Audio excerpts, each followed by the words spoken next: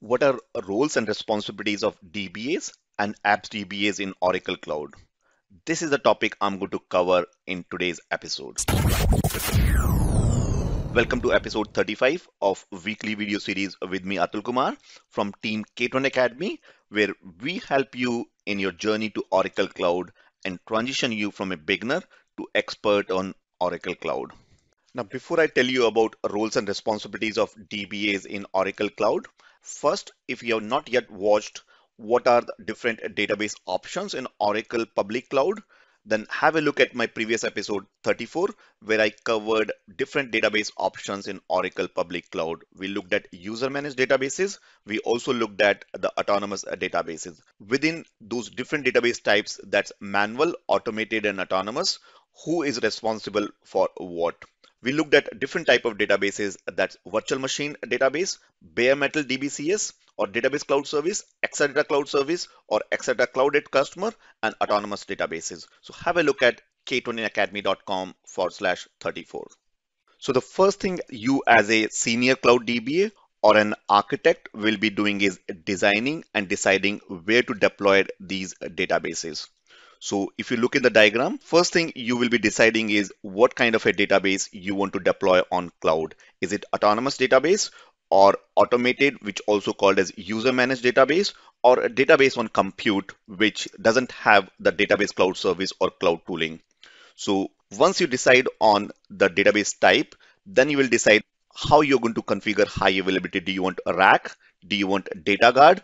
And within data guard, do you want to deploy this data guard within an availability domain or across availability domain within a region or across a different region? Then you will also be writing the high level design, low level designs, and things like what kind of a CPU, memory, shape you want to assign to these databases. So the first and the most important thing for senior DBAs and architects is designing and deploying. You should also have knowledge of region, availability domain, and fault domain in order to design your database on cloud. Now, I've done the previous episodes on this topic, region, availability domain, and fault domain. So I'll put it in show notes and I'll share a link as well here on how you can learn more about region, availability domain, fault domain. So the first thing is about design and deployment. So once you have designed your database on cloud, the next task is the provisioning of databases. And this will be typically done by the junior DBA or can also be done by a senior DBA. So provision is basically you creating the databases on the cloud. So you should have the knowledge of prerequisite in order to set up the database, depending on whether you're setting up an autonomous database or you're setting a user managed or automated databases, or you're doing simply deploying the database on compute. So make sure you have the familiarity with prerequisite like setting up the network, connectivity. So when you're provisioning the database, you should be familiar with things like different editions. There are 4 different type of editions in Oracle Public Cloud. So you should be familiar with editions.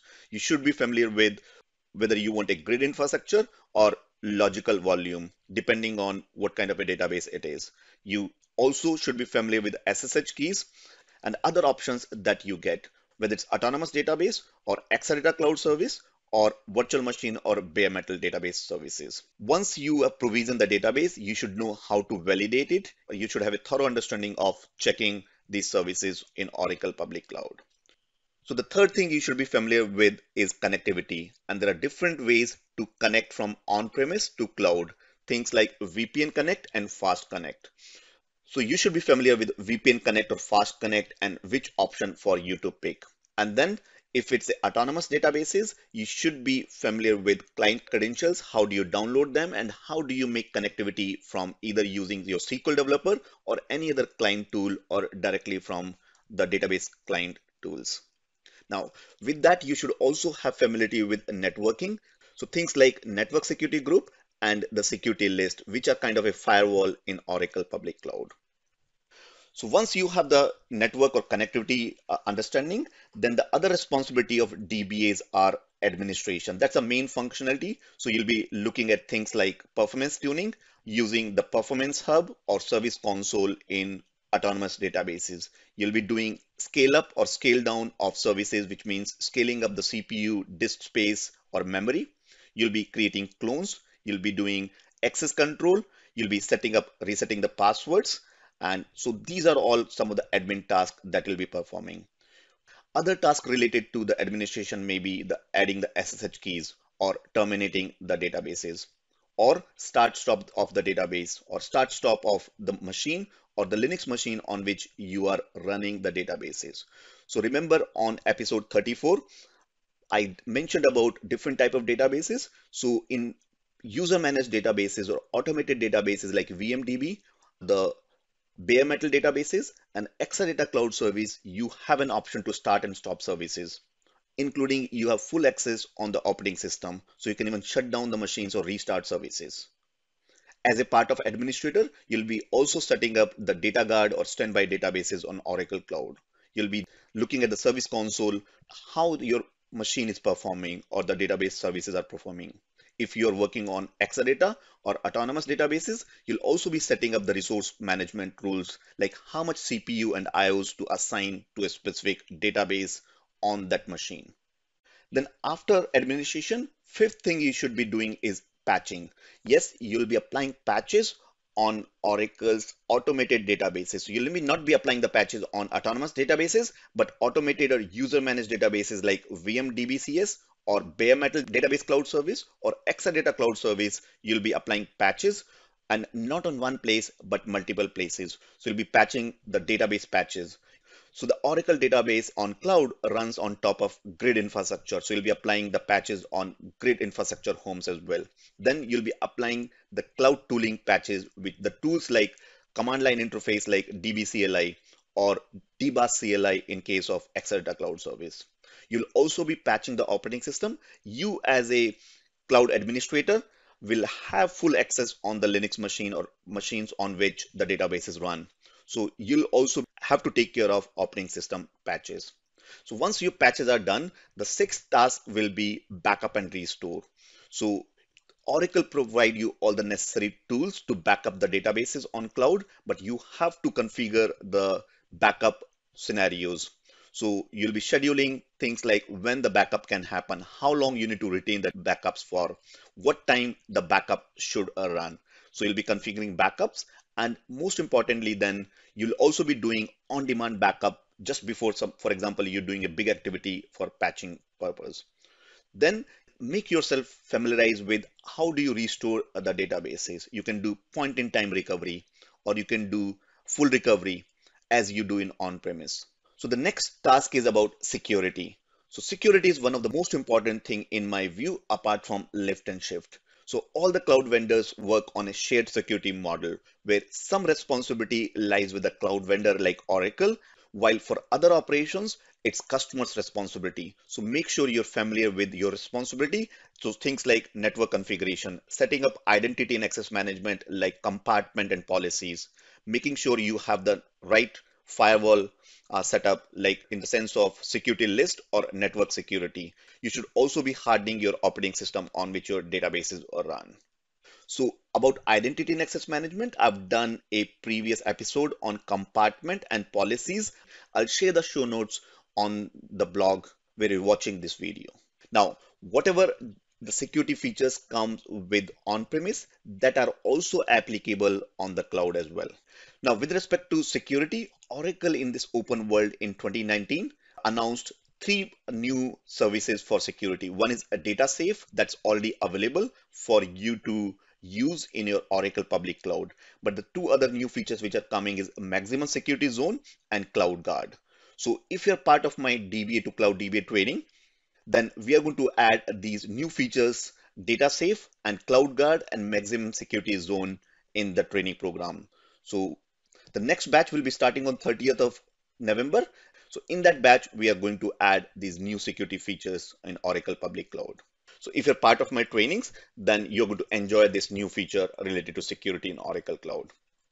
Now, once the security is done, the eighth and the most important point in my view, which will earn you a lot of money, is migration or lift and shift, which is the process of migrating your databases from on-premise to cloud.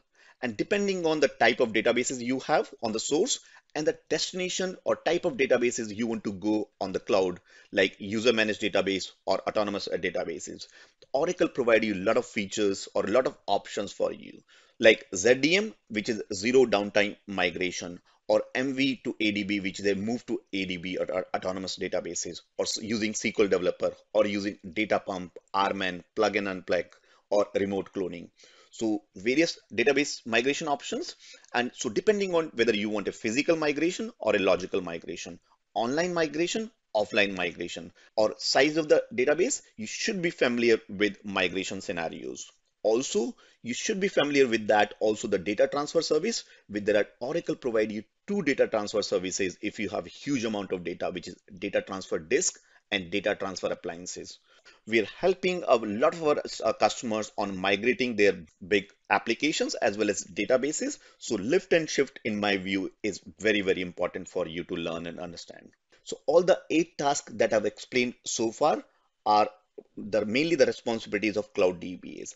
And if you are a Apps DBA working on eBusiness Suite, PeopleSoft, JD Edward, then you have some few more additional responsibilities. So you will be doing those 8 tasks, but you will also be doing an additional responsibility, which is managing your applications like eBusiness Suite or PeopleSoft on cloud. And for that, you have a cloud manager, which is a graphical user interface to build, manage, and migrate applications on cloud. So this cloud manager tool, you will be deploying the cloud manager tools. You will be then using it to provision your applications onto the cloud. This EBS cloud manager tool, you will be also using to migrate or lift and shift your eBusiness Suite from applications from on-premise to cloud, or cloning other environments.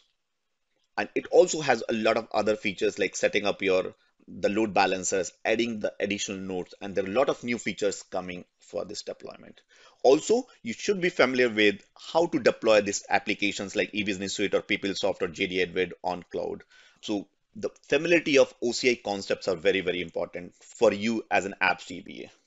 So just to do a recap, as a senior cloud DBA or an architect, you should be first designing and deploying the databases on Oracle Public Cloud.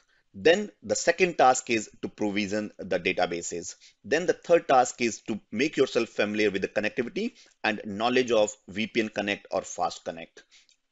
Then the fourth task is about administration, that includes performance tuning, the scale up, scale down, the other administration tasks like setting up the data guard or configuring SSH keys, terminating the databases, or configuring the hybrid DR. You should also be familiar with the performance tuning or resource management. Then fifth task is patching, and patching not just the database or grid, but also the cloud tooling as well as operating system patches. Then sixth is about backup and restore, or using the manual method or automated configured databases as well as on-demand backup and restore of those databases. Seventh is about security, which has a shared responsibility model, and then the new features like a data safe, cloud guard, and maximum security zone.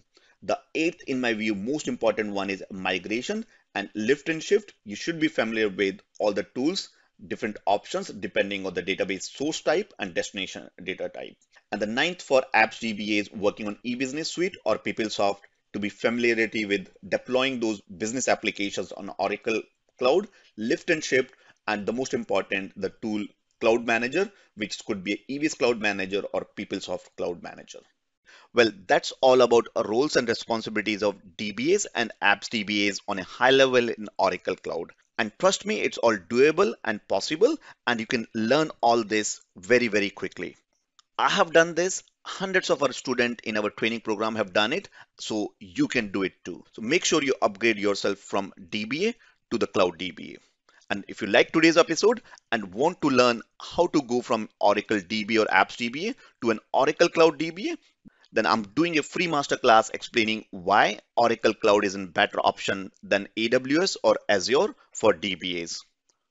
I'll also cover 8-week roadmap for DBAs to go from complete beginner to an expert Cloud DBA, including hands-on lab that you must perform in order to get a higher paid job. I'll also bring our Cloud DBA expert Rajiv, who will cover the database options available in Oracle Cloud, including Exadata and clouded customer. We'll also share some of the success stories of our students to inspire you who have successfully transformed themselves from DBA to Cloud DBA and why you must also upgrade to Cloud DBA. So make sure you register for a free masterclass at k20academy.com/clouddba02. Set aside approximately 2 hours, come up with a lot of questions, and I'll be taking up all those questions during the session and remaining ones towards end in this free masterclass. And trust me, it will be fun. So register at k21academy.com/clouddba02. I'll see you next week.